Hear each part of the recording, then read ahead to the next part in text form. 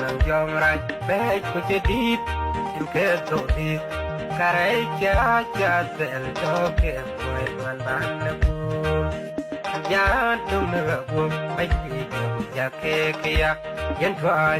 a che be le we in to wen nya li ya ke le twai wo ya loi wo ya do ken kel go nya long ya ling yo pel gare che man chan ni kam ko nya na to nda go bai yo ga lui ni ge twai tin yong dar pe an ya tung na go bai di ya ke ya yen twai a che be le we in to wen nya li ya ke le twai wo ya loi why ya do can tell go ya le can more again to find the wheel when anye ke chen ki go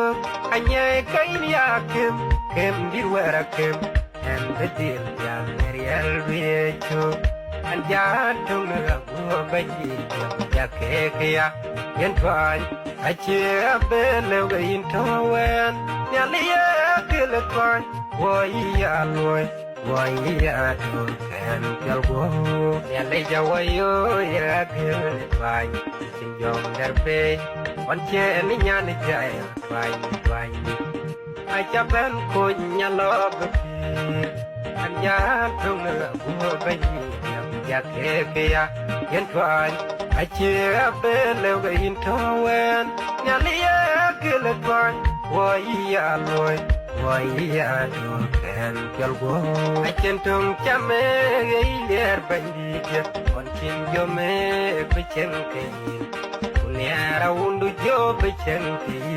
ko duriya ko tiel dom ko ring nong hin ba cho chatem ko lo tem a pe je ke nyai ku jo le mer we ke yin jo go choi an ja tung na go bandi ya ke ya yen twan